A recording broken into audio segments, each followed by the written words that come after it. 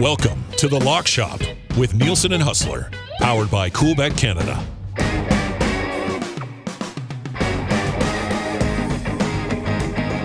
What's going on, everybody? Happy Tuesday and welcome back inside The Lock Shop. Dusty and Huss back with you again. First of 3 episodes this week. Golf episode on Wednesday. CFL Week 9 episode on Thursday. I'll be in Winnipeg on Thursday for the game of the bloody week. Lions and Bombers. Dude. Buddy, if that game's a thriller, I am going to call the shit out of it. It's going to be amazing. Bro, it's Bomber Lions week here in Winnipeg and on WST. Not a lot of other things going on, which is fine with me because we can focus in on this monster game Thursday night in the Canadian Football League. You got a pissed off Bomber team that remembers how they got their asses handed to them at home by this upstart Lions team that, I mean, other than that crazy game where VA threw the 6 picks, they have been, listen, they've been drubbing teams in their defense. Their defense is insane. I know. You know, you mix in a couple shutouts at the hands of the Elks, and I don't know if we want to spend too much time talking about that outfit right now. But it is, they're the real deal on defense. And, but you know what? They've got a short week. The Bombers had a bye week last week. They'll be completely focused on this. And, you know, it is funny. I mean, just quickly, I know we're going to get to this more, but I am stunned on this point spread in this game. It opened at 4.5. It went to 5 last night, and I just pulled it up, and it's -6 right now for Winnipeg. Like, what? I assume when I saw the 4.5, I'm like, okay, this is going to be finishing around a field goal or maybe 2.5. Like, I thought the money would be coming in on BC. But listen, that schedule is real, and that challenge is legit. And let's face it, the Bombers are still a hell of an outfit. So I don't think people are giving Dane Evans enough credit. I'm not sure if you recall last year, but I mean, the Bombers were 12-1, went into Hamilton, and Dane Evans threw 5 touchdowns and put up 48 on Winnipeg. So he's had some success against Winnipeg in the past. But yeah, I mean, I always love to back my team. That is a hard. Well, I don't want to say a complete hard no, but I mean, listen, I would just be happy for the Bombers to win on the money line. I think it's getting a little aggressive to start talking about 6 or more in this game. I'm amazed that the line is where it is. While you were talking, I bet on the Lions +6. Like, yeah. It's just, they're too good. That's just a disrespectful number to the BC Lions. Like 6. Dane Evans throws a really good football. I thought he was really, now it was the Elks, so it's different. It's not the Bombers. But 6 for that defense, who might not even allow 15 or 20 points, to be 6. I had to get. I feel like it moves. It's going the other way. It's got to go the other way. There's no way it gets past 6. And I would think by game time, it's probably sitting at 4 or something. Well, and a quick heads up to Winnipeg listeners or people that just like sweet parlays and exclusives. We do have a Winnipeg Sports Talk parlay for this weekend. Bombers to win on Thursday night, and then the Sea Bears to win on Friday night against the Edmonton Stingers, who spoiled the party on Saturday night in front of over 9,000 at Canada Life Center and another record crowd. Oh, dude, the season has just been magic for this franchise in this city. So, anyways, you can get on that. I was +200. I think this line movement in the Bomber game has taken it down a bit, but +185. They'll both be favorites. If you like that, get in on now before the number changes in the exclusives at the Winnipeg Sport Talk parlay. The full CFL episode on Thursday morning, we'll have that for you, and golf episode tomorrow. Pat Gregoire will join us for that one, but we're talking some Major League Baseball today, and also we are 1 week closer to NFL betting around the clock, 5 to 6 episodes a week, which I cannot wait for. It should be good. But Huss, what are we looking at here? I'm with you on the Cubbies. We both got the Cubbies at -164. A couple parlays if you want them. The only game here that I'm probably not going to bet just outright is my Houston pick at -182. It's just not a ton of value there, but I think everything else is pretty reasonable. What are you going with here tonight, buddy? Yeah, well, first off, I'm not sure if anybody caught the play of the day yesterday. Was a nice start to the week, kinda. I had Bo Bichette over 1.5 total bases, and he got injured and got called out after his single wasn't able to get back to the base. So Yes, I guess it's good that we got the W. Bad that Bo might be out for a while.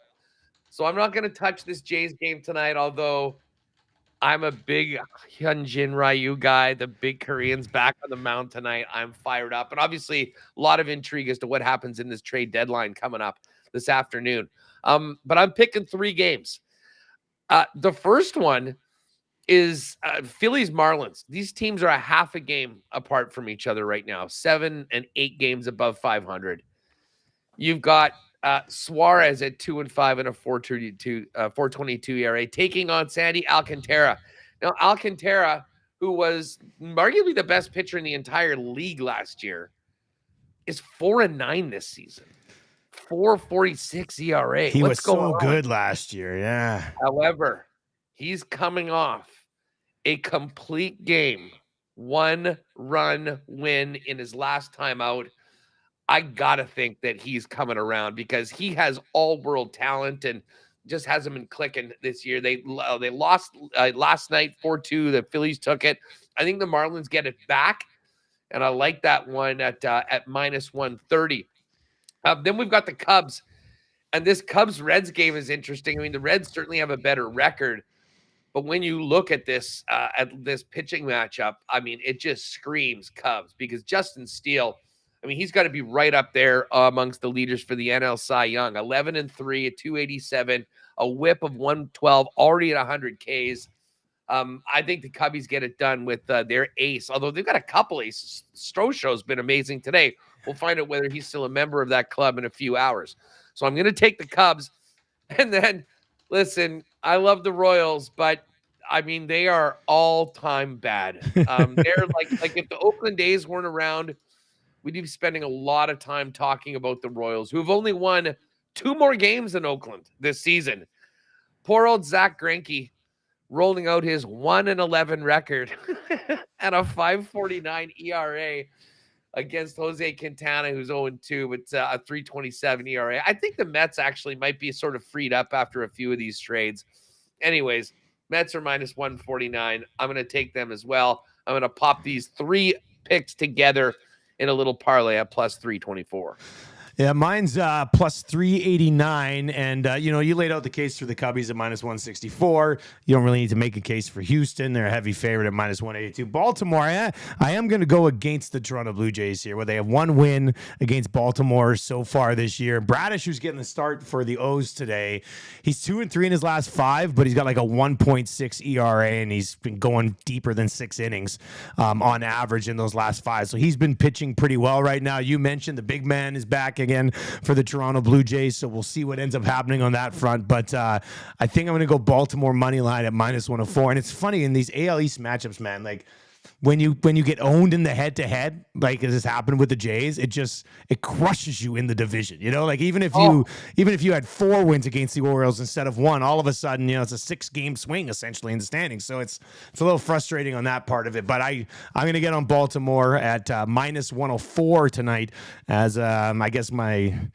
least chalky of the 3 plays, but it ends up being plus 389 if you do want to parlay it. I like the Cubs money line straight up, Baltimore money line straight up, and Houston I'd probably only throw into some sort of parlay. But yeah, where do you come out on this Jays? I know you said you're going to kind of stay away from it here, but just because you can't go against your guy, or?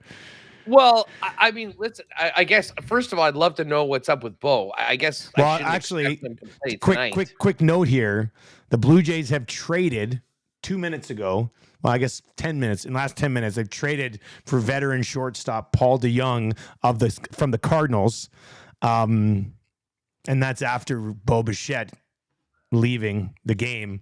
And he's a middle infielder, the guy that they just traded for. So I don't know if that's a sign that is bad news for Bo or what's going to happen, but they just traded for a middle infielder. So yeah, well, he is not Bo Bichette. No, I know that. That's for sure. So I just mean like for tonight's game, that will be tough. Listen, again, part of the reason why I'm just staying away is I do want to see. I mean, I'm the biggest supporter of Asian pitchers for the Jays as the president of the Kikuchi fan club. Always been a big fan of Ryu. I would love to see him come out. And frankly, they need him right now. I mean, if he could come out and actually be the guy they signed a few years back, would be huge for the club. But he's going up against a hell of a lineup in the Orioles that I think a lot of people are just waking up. Like, wait a second, aren't these guys the team that lost 124 games a couple of seasons ago? Yeah, they're in first place right now. All that sucking all that time gave them a lot of top picks, and these guys are turning into ball players right now. So, as I say, I think I'm going to stay away from that Blue Jays game tonight. I'll be pulling for them, though. And part of me does say they're freaking due to win a game or two in the damn division, though. Yeah, that is true. If you do buy into their due theory, then that certainly works out. You're right, because in the division it hasn't been great, but that's what we got going on. Major League Baseball action tonight. Huss, you mentioned that Winnipeg exclusive you got up, and then you're going to bang out the lock shot play of the day right away and get it out. Yeah, let's get to 2-0. That usually drops around 4 o'clock Central, 5 p.m. But just follow at CoolBet Canada on your Instagram and on your X app, and you can. I was sending Remus messages. So yeah, I was just XMing with this guy, and he thought I was talking about listening to satellite radio, and I'm like, no man, I'm a big X guy now. Like I'm. Well, and when you're not tweeting anymore, you're posting. Do you see that? I noticed it this morning. The button doesn't say tweet anymore; it says post. Ooh, I thought I was Xing. No, you're posting on X now. Sounds a little more edgy. Good stuff, though. I'm pumped for this golf tournament tomorrow. And then, as I say, Dusty, the countdown is on to when things really pick up at the lock shop. And that is NFL season, or a month away. That'll be huge. I can't wait for that. I'm really excited for Thursday's episode to get you ready for the Canadian Football League. Another week of action in that league. Huss, you enjoy the rest of your day, buddy. Hopefully we hit that play of the day. And everybody bet the Lions +6 while you can, because that line's going to move right away. Talk to you later, Huss. Get it down. Yeah, good luck with everything, by the way. I think you've got a couple things to do. So I'll let you go with that. I got a few things on the go. Got to go. Talk to you later. See ya.